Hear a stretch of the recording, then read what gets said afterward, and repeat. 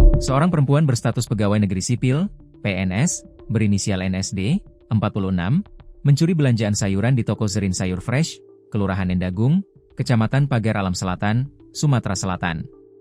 Peristiwa itu terjadi pada Senin, 25 Mei 2026, sekitar pukul 16 waktu Indonesia Barat. NSD diduga membawa barang belanjaan tanpa melakukan pembayaran. Pemilik toko, Surya Herlina, menerima laporan tersebut dari karyawannya.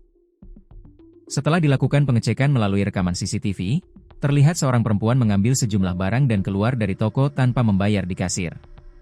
Tidak lama berselang, perempuan tersebut kembali datang ke toko dan kembali mengambil sejumlah barang kebutuhan lainnya. Merasa curiga, pemilik toko bersama karyawan melakukan pengawasan hingga akhirnya mencegah tersangka saat hendak meninggalkan lokasi. Saat diminta menunjukkan bukti pembayaran, tersangka tidak dapat memperlihatkan struk pembelian. Anggota Satreskrim yang tiba di lokasi kemudian memeriksa barang bawaan tersangka dan diketahui seluruh barang tersebut belum dibayarkan.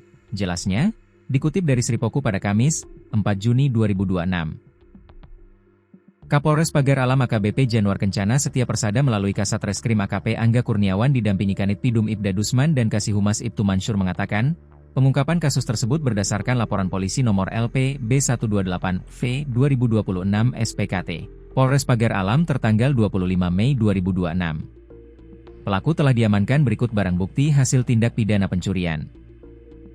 Dari hasil pemeriksaan, tersangka mengakui mengambil barang-barang tersebut tanpa melakukan pembayaran dan digunakan untuk kepentingan pribadi, ujar AKP Angga, Rabu, 3 Juni 2026. Dari tangan tersangka, polisi mengamankan sejumlah barang bukti berupa kemplang ikan, coklat oat, jeruk forel, sayuran, gambas, bakso, keripik pisang, jamur enoki, jamur shimeji, mie instan, serta minyak goreng. Akibat kejadian tersebut, pemilik toko mengalami kerugian sekitar Rp1.226.000. Setelah menerima laporan, tim Opsnal Satreskrim Polres Pagar Alam langsung menuju lokasi dan mengamankan tersangka untuk menjalani pemeriksaan lebih lanjut. Saat ini, penyidik masih melakukan pemeriksaan terhadap saksi-saksi, melengkapi administrasi penyitaan barang bukti, serta menyusun berkas perkara untuk proses hukum selanjutnya.